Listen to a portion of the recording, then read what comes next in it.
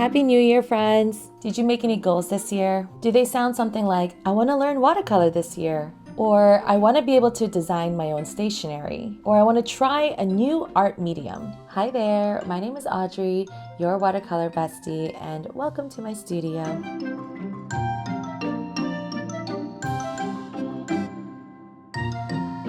My voice is a little hoarse today, but I still wanted to record this video because I think it's really important.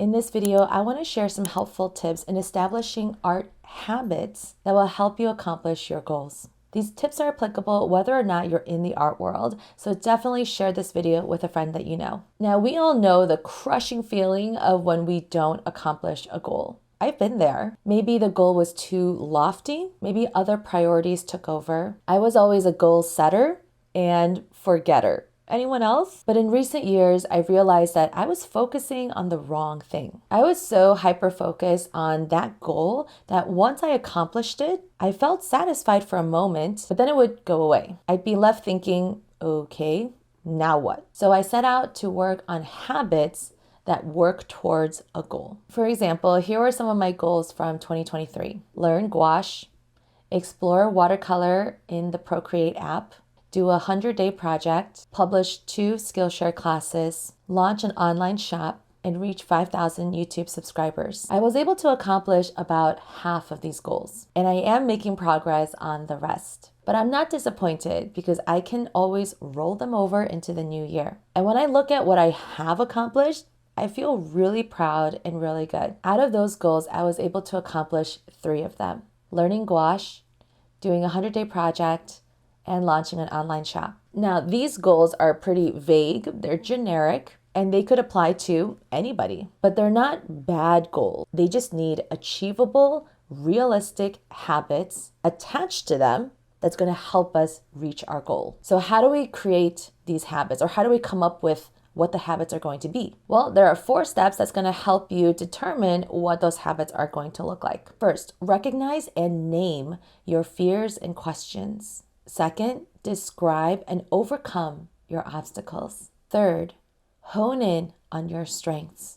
And the 4th step is to establish a deadline and a timeline. Now, we come up with goals because we want to be the best version of ourselves, don't we? And there's nothing wrong with that. But becoming better certainly doesn't happen overnight. It's going to happen in small steps. So let's dive deeper in these 4 steps that I mentioned so that you can define your habits that's going to help you reach your goals. Let's use one of my goals from 2023 as an example. One of my goals for this past year was to learn gouache. So the first step is to recognize and name your fears and write down any questions. Before I share all of the fears that I had about gouache, I want to just pause here for a moment because this is the part where we often get stuck that also prevents us from, doing anything that helps us achieve our goals. Because it's not easy to become better versions of ourselves.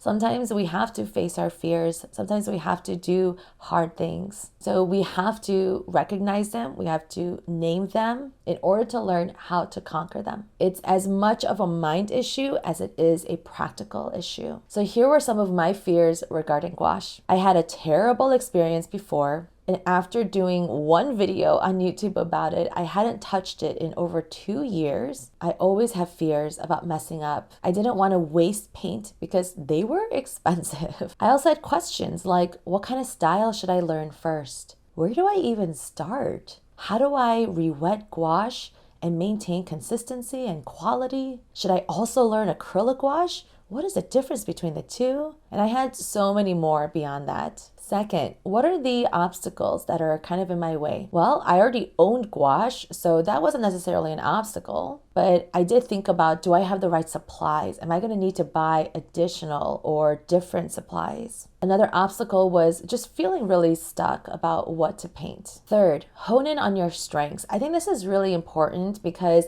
sometimes we feel like to achieve a goal, we have to change ourselves completely, and that's not true. You should work with what you already have because that way you're continuing to hone your strengths while at the same time working to become better. So one of my strengths was that through my research, I realized that gouache is very similar to watercolors. And that's great because I love painting with watercolors. Next, I decided to practice what I preach, which is start with the basics. I know how to do that, and so I can apply it to this medium. Next, I established a deadline and a timeline. My original deadline was to learn gouache, or at least start like looking into it by the summer of 2023. But I ended up painting with gouache a little bit earlier than that through my live streams. So I started more like spring 2023, but my original deadline was summer. I also originally meant to learn gouache just on my own, like privately, and not do it on my live streams. But again, I like to roll with the punches. And so I still practiced and learned outside of my live streams. But yeah, one of my timelines was to work on it for at least once a week. So after reviewing all this information, then I was ready to set some habits. And there are two types of habits. One is a research kind of habit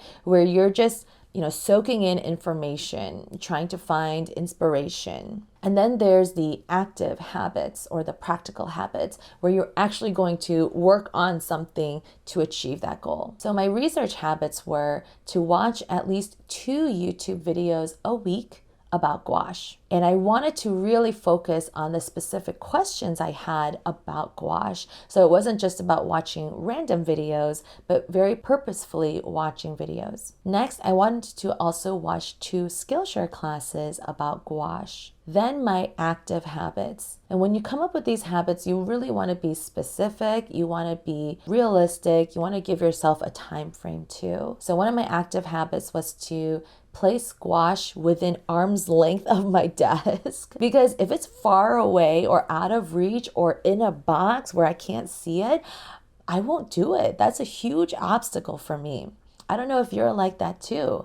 Like if you have a messy desk or if you tuck things away in drawers, out of sight, out of mind, right? So I really wanted my gouache and the supplies to literally be like within arm's reach. I also wanted to buy a smaller mixed media or a sketchbook just for practicing this goal. I didn't want to work with like loose papers or anything like that. And that's also kind of why I started using my live stream sketchbooks. But I did also get another mixed media book. Another habit that I wanted to work on was if I had any leftover paint, I wanted to, keep painting another page or 2 with that leftover paint, just so I can practice consistency and techniques. And that's what a lot of the first couple of pages of my mixed media sketchbook was all about. I just used up the leftover paint and then, I just painted whatever else. Before long, I started to get the hang of gouache by fall 2023, and I was feeling very comfortable with it.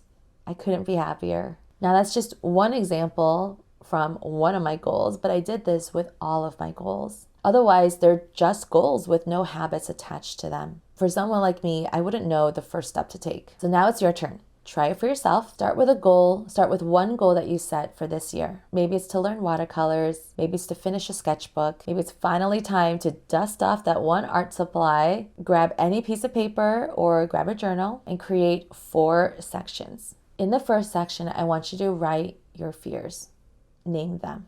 And then write any questions related to that goal. There's no limit, to how many things you can write down. So really take your time. In the next section, you want to state the obstacles that might be in the way. Maybe it's finances. Maybe you don't have a dedicated space to create. Maybe you have limited time. What are some blocks that are in the way? In the third box, write some of your strengths. What are you really good at already that could help you attain this goal? Right? Are you really good at following step-by-step tutorials? Are you really good at the opposite, which is just going with the flow? Are you really good at staying organized? Are you really good at managing your time? Finally, you want to establish a deadline and a timeline. You could think of it as how many hours a week you want to spend pursuing this goal and working on this habit. Remember to be specific and realistic. If you first set your habit to be twice a week and you realize that it's actually very difficult to do twice, that's okay. Just do it once a week then, or once every 2 weeks. After you're done with all these 4 sections, then below that, make some space to create 2 to 3 research and active habits that you can work on. I hope you give this a try and that it really works for you in attaining your goals this year. I'll be doing them for my 2024 goals too, and I'll share about that in a new video. Here's to a more mindful and memorable 2024. Thank you so much for watching this video. Go ahead and push that like button. And if you found this helpful, please leave a comment saying so. Remember to subscribe because I got lots and lots of good stuff coming this year. And if you want to practice painting with mindfulness, watch my live streams. This one is one of my favorites. And I'll keep going live this year. So make sure to check out the community tab for updates and my schedule. Thank you so much for an amazing year. I'm really looking forward to this one. Thank you. I'll see you next time. Bye.